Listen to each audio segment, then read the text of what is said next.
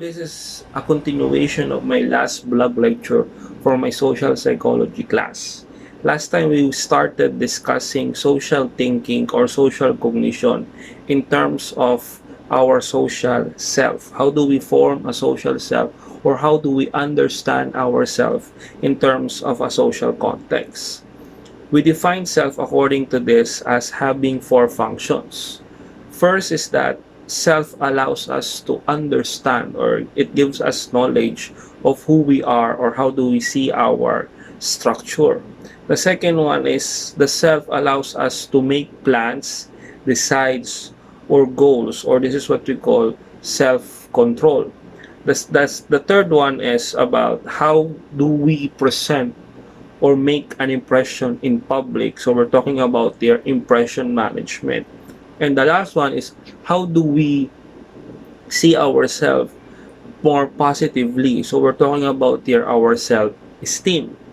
So the last blog lecture was where we're discussing about social self in terms of the function of self-knowledge. Again, when we say self-knowledge, we're talking about here how do you understand or examine your social structure. And there are basically three ways in some point to have a self-knowledge. So we have discussed the first one, which is by means of introspection. Today I'm going to discuss you the last two, which is self-perception and the viewing of oneself by means of others.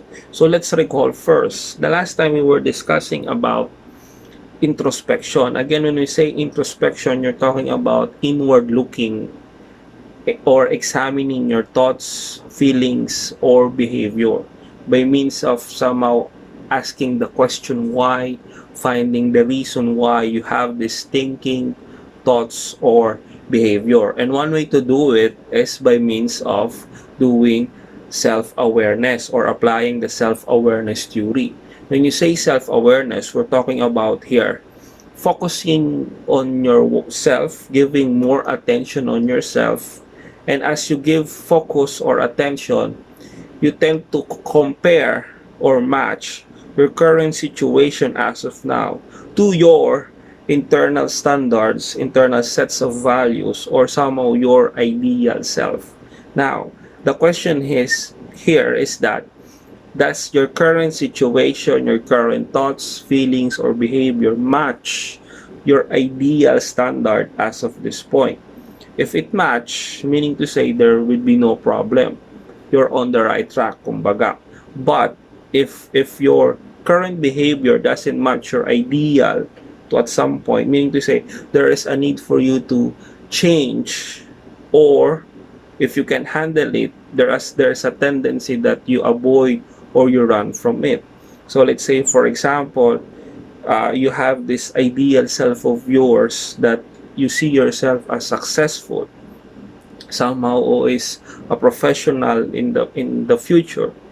If you see your current behavior, thinking patterns going on the same path as being a professional or being successful, mean to say it's a match, no problem. You would continue the path, you would maintain the behavior, you would maintain the thinking patterns. But let's say it's a mismatch. You are now seeing that most of the time you are lazy. Your grades are instead of going up, it's more of going down, diba? Your relationship with other people are not that good, diba? You think of criticism as a threat, you blame others for your mistake. So basically, it's a mismatch. Now the question is, would you change since you are not already aware? Would you change or would you avoid it and maintain whatever you have as of now? So that is somehow just a review of uh, self-awareness theory and introspection. But the purpose of the entire blog is to discuss the remaining two in terms of how do we get self-knowledge or to have a better understanding of ourselves. Excuse me. The second one is by means of self-perception. Another way to have an understanding of who you are, or your social self, okay, in that sense, is applying self-perception theory.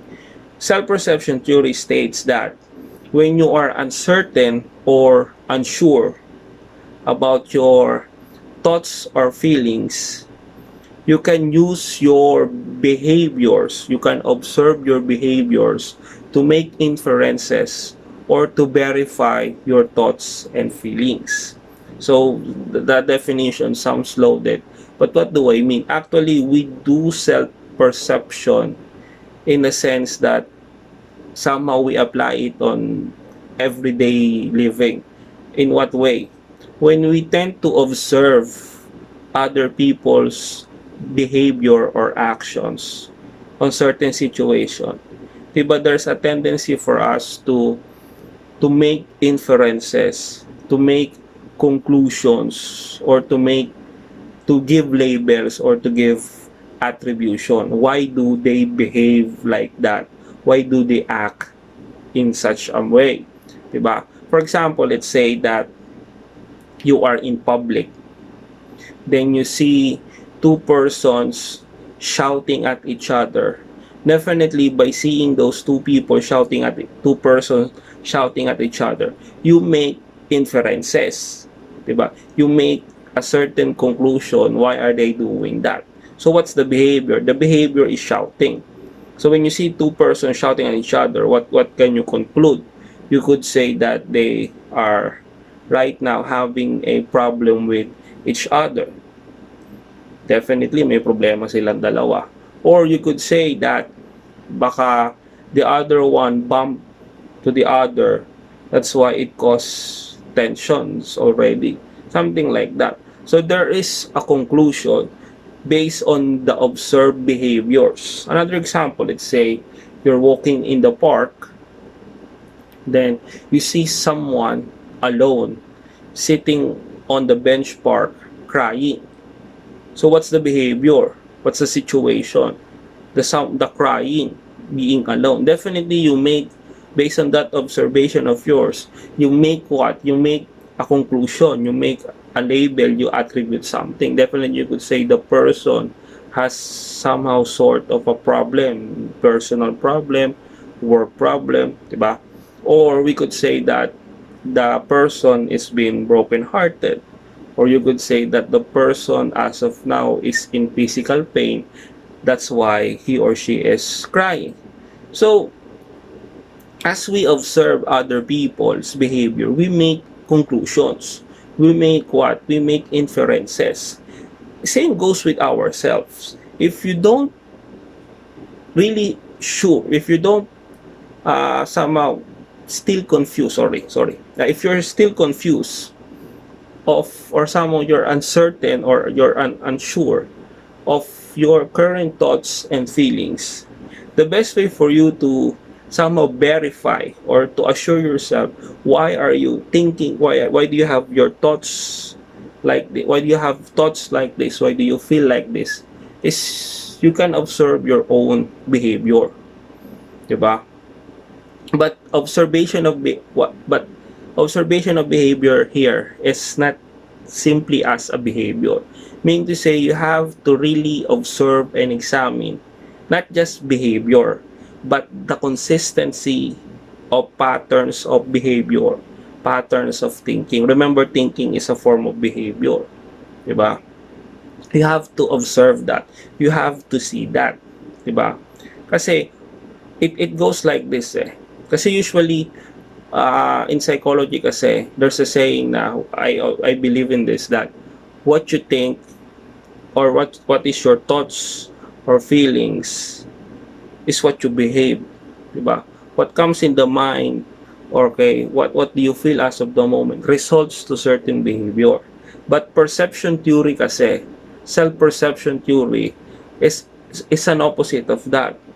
Behavior, consistency of a certain behavior results to feelings or thoughts. So baliktad siya.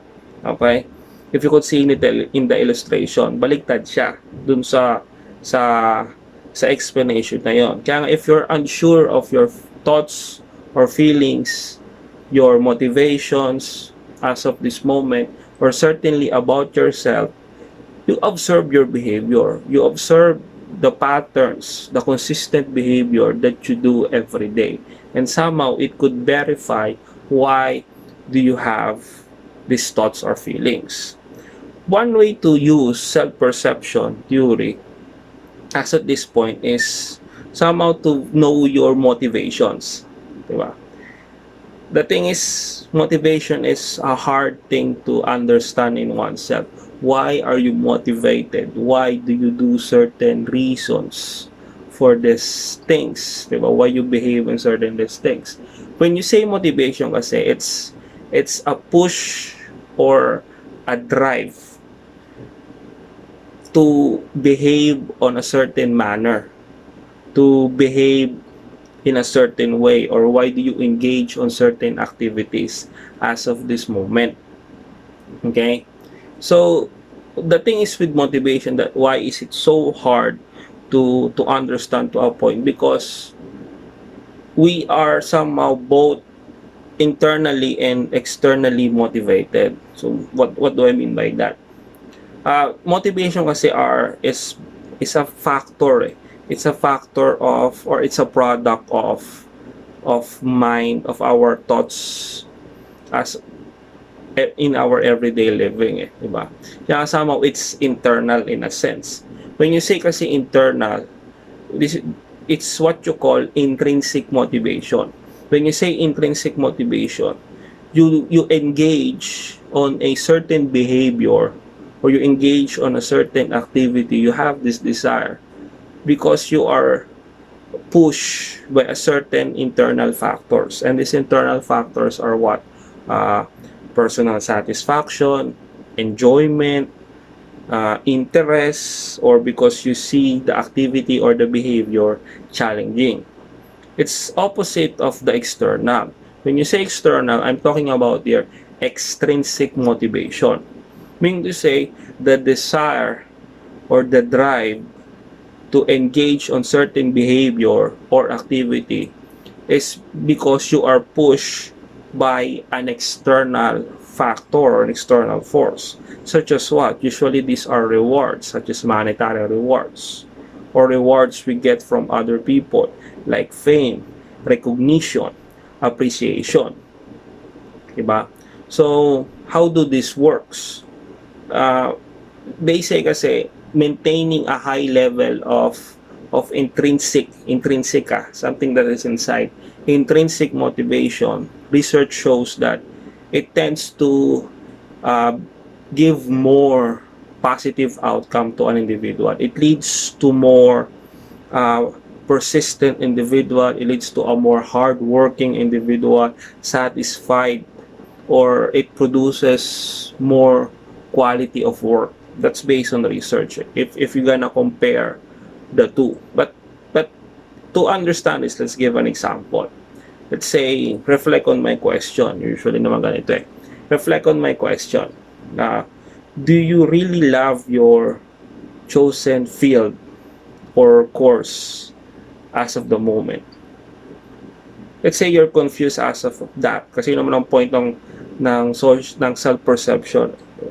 If you're uncertain on some things about yourself, or let's say that you're not sure why are you taking this course, or why you're taking the field that you are right now. You can verify it somehow by observing your behavior, because within every behavior naman there is what? There is motivation in it. So to verify if you are really motivated, why you have chosen the course, observe your behavior. So how do we do this? Observe nga. For example, if every day you are excited, you are interested to come to school, to listen in your classes, let's say especially your major subject classes, diba? You find satisfaction inside the school. Definitely, I could say, or you could say to yourself, you are what? Intrinsically motivated. Kasi you find this own satisfaction you have within the subject, within the course itself. As sir, let's say I am motivated because of my classmates, because of my peers within the school. Definitely that is not intrinsic motivation. That is already extrinsic motivation, because you get you are pushed by an external factor, and these external factors are your peers, your classmates. The drive is not within you but within other people. So if every day you are motivated to see your friends, every day you are motivated to, because you are appreciated or you feel the belongingness within your friends, somehow you are what? Extrinsically motivated rather than intrinsically. So I think you're getting the difference now between the two. But the thing is kasi, it becomes a confusion in terms of passage of time. Diba? These two forms of motivation to at some point uh, always in battle, and ang minsan talaga the one who loses between the two is the intrinsic one. And based on research, this is the one thing that we have to maintain most of the time, the intrinsic one. Kasi how do I do this? Minsan kasi we question since it's a matter of if you are unaware, minsan talaga there's a time we question. For example, let's say uh, you graduated, you really find the job that you want, that you are passionate about it, diba? Pero on the passage of time, there's a tendency now, sometimes you question it, or you find justification. It's what you call over justification effect in social psych. Sometimes it states that sometimes we question why do we enjoy these things with or without the external reward. So you question now your intrinsic motivation because of the presence of the extrinsic motivation. For example, again, the example is you find, okay, you have your passionate job as of now, but due to some time, you tend to question it. Would you work for it like this? Here are some questioning. Would you continue to work for it if you are underpaid? Let's say, diba? Would you continue? Are you enjoying this now? Or is it because you are paid with a high salary? Diba? Dati you're passionate about this, and let's say your salary is being delayed for 2 to 3 months already, diba? Will you still be doing this if you have if your office mates are the worst form of people right now, diba? Or let's say, are you doing this because you have a good working environment as of now, diba? Minsan you tend to question that. For example, going back dun sa example natin, kasi naramdaman ng students to diba? You're saying to yourself, I really love my course, I really love my field, pero let's say may pumasok na a professor who would somehow bestow upon you some negativity. So, may mga kasi tayong professor na sisira ng pangarap, may mga ganun Paano pag may dumating na ganun in terms of your study period? Would you lose the intrinsic value? Diba? Kasi may ganitong external forces na pumapasok. So, the tendency to a point, we find justification, diba? In effect yung over justification effect. We find justification why we are still doing this. Kaya nga, it's really hard to a point to really understand what motivates you. Are you motivated really by your own passion, your own enjoyment, or are you motivated mostly by external factors, the people around you? 'Di ba? The the rewards you get from it. Ano ba talaga ang nagmo-motivate as of this now? Kaya I think people really are to a point confused in terms of in terms of the job, in terms of their job, in terms of choosing passion over practicality, 'di ba? Uh, if it doesn't put food on the table, 'di ba? I rather pick a job that would put food on the table rather than doing what I love. May mga ganong issue, 'di ba? Mostly, 'di ba? Or would I continue this, 'di ba?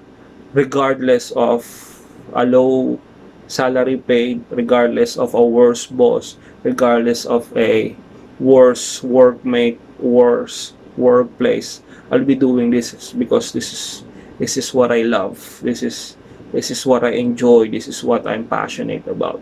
Kaya nga there's a tendency talaga for confusion. But regardless if you're confused, definitely you have to have some answers. So you can observe it in your behavior. Obserbahan mo ngayon sa behavior mo, diba? Kasi if you're really naman talaga intrinsically motivated, you could see in it your behavior. You are everyday satisfied at some point. Diba? Everyday you enjoy. Regardless kung may mga tao or wala. Diba? Uh, you see the interest in every action. You always participate. Diba? You're always present. Diba? Your focus is always there every day on that thing because you are intrinsically motivated. If you can observe that, diba? If you're extrinsically motivated naman is that same goes diba? Every day you are motivated because of the reward, because of the people that provides the motivation. But the thing is, let me be careful with external or extrinsic motivation. The thing is with extrinsic motivation, you find the motivation or your source of motivation is somehow temporary. You're motivated because it pays high. What if one day you lose the job? Would you still continue it? You say that you have a good workplace. Your workmates, your classmates, the people around you are so nice. I feel I belong. What if these people are now gone? You go on your separate ways. Would you still engage on that certain behavior? Diba? What if, sabi ko kanina, for example, what if a certain professor, a teacher, a mentor, a boss, a supervisor would break your dreams like that, di ba? Would you still continue it? Kaya nga the thing is with external, the form of motivation is temporary compared to an internal one, intrinsic one, di ba? It really finds satisfaction and fulfillment if you are motivated intrinsically. So I hope you find that, di ba? So if you're confused of your motivation as of now, observe your behavior. Observe nyo siya. Diba? What motivates you every day? What consistently motivates you every day? Okay?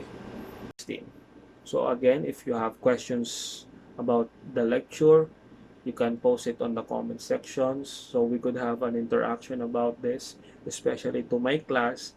Please watch the entire entire video for interaction purposes. So that's it. Thank you. God bless everyone. Stay at home. Bye.